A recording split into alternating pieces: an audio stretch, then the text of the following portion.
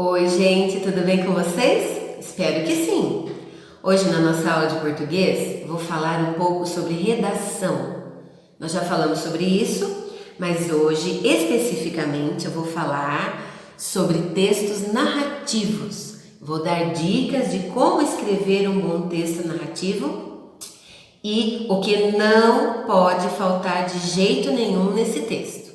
Olha, gente, para um bom texto narrativo, eu preciso ter algumas coisas em mente. Se vocês não conseguem memorizar, seria bom que vocês colocassem no papel, né? A primeira coisa para você escrever um bom texto narrativo é você pensar no espaço.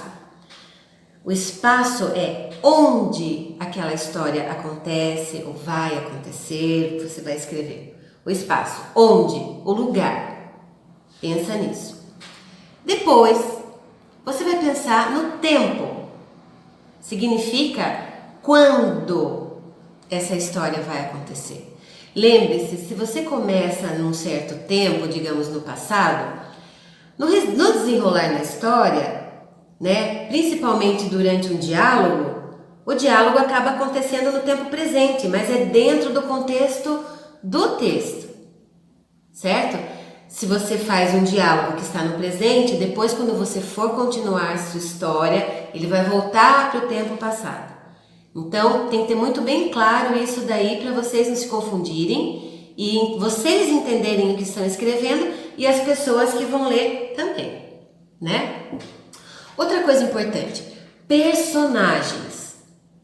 Antes de começar seu texto, você pode pensar se são 2, se são 3, quem são as pessoas que participam, né? Quem são os personagens principais, se terá algum vilão, né? E as pessoas companheiras do personagem principal. Então você vai pensando e já deixa tudo anotadinho. Se você conseguir guardar na memória, ótimo. Se não, você anota do ladinho de uma folha para você não se esquecer.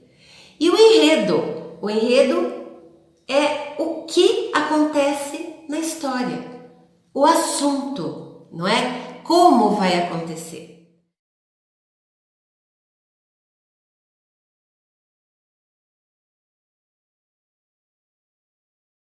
Agora nós vamos para a estrutura do texto.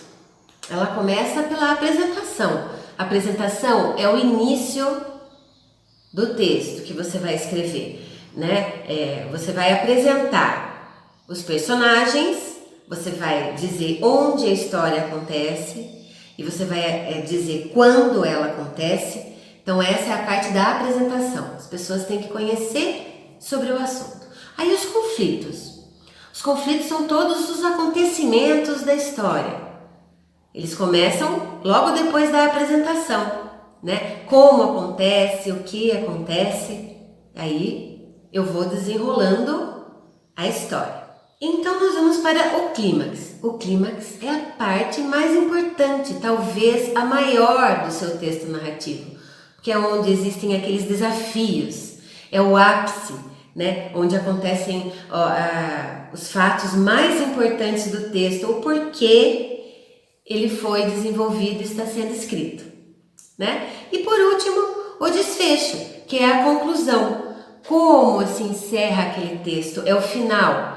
Se teve um final feliz, se teve um final surpreendente, se teve um final engraçado, esse é o desfecho.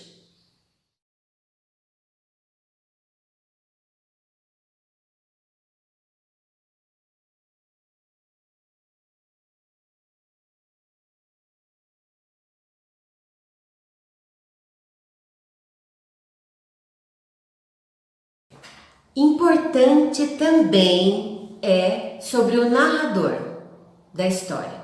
O narrador, ele pode ser em primeira pessoa, que significa que ele é um personagem, ele participa daquela história, ele conta, mas também está nos acontecimentos, ele participa, aí está em primeira pessoa.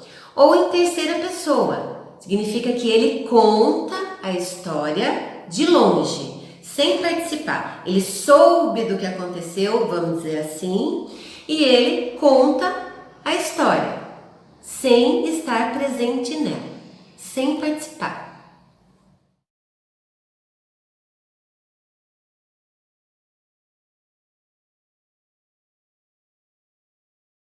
E por último, os tipos de discurso, né? Vocês acabaram de aprender sobre isso. Nós temos o discurso direto e o indireto. O direto é aquele em que aparecem as falas dos personagens, mesmo tendo um narrador. Os personagens falam, é um discurso direto. Quando os personagens não falam, somente o narrador, que não participa da história, conta, esse é o discurso indireto. E também tem o indireto livre. Isso não estava escrito no livro, mas eu vou explicar. O indireto livre é aquele em que o narrador conta, mas ele também participa da história. Ele também faz parte, ele é um personagem. Na maioria das vezes é isso que acontece, né? Vocês acabam escrevendo o discurso indireto livre nas suas redações. Então agora vocês já sabem a diferença de um discurso para o outro e fica mais fácil de definir.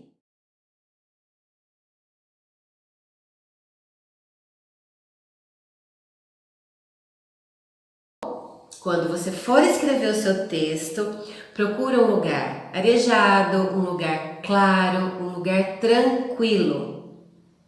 Desligue a televisão, desligue o celular, esqueça de tudo ao seu redor. Deixe aquele momento para escrever o texto. Dessa forma vocês vão conseguir. Porque vocês sempre reclamam, tia, eu não consigo escrever, eu não consigo pensar em alguma coisa. É porque a cabecinha não para. Então, no momento de escrever um texto, é importante que vocês parem de pensar em outras coisas e pensem na história que vocês vão escrever. Assim as ideias vão surgindo. Um lugar tranquilo, claro, arejado, sem barulho, certo? Desligue a televisão, desligue o celular, fique longe de conversas, tá bom? Isso é importante. Quando vocês forem escrever, vocês se lembram daquele roteirinho que a tia disse no começo da aula, porque isso vai ajudar bastante vocês. Outra dica, leia a frase, releia. Escreveu uma ideia? Volte à leitura para ver se uma ideia está bem encaixadinha na outra, se vocês não se esqueceram de sinais de pontuação, se vocês não se esqueceram das maiúsculas, vocês têm esquecido muito isso, mesmo que seja em respostas do livro, vocês têm esquecido muito das maiúsculas, dos acentos, dos sinais de pontuação, isso é coisa que vocês aprenderam há tempos. Não é hora de esquecer mais disso não, tá bom? Então se liga, presta atenção e qualquer dúvida vocês me chamam, tá bom? Combinado? Até a próxima, gente! Tchau, tchau!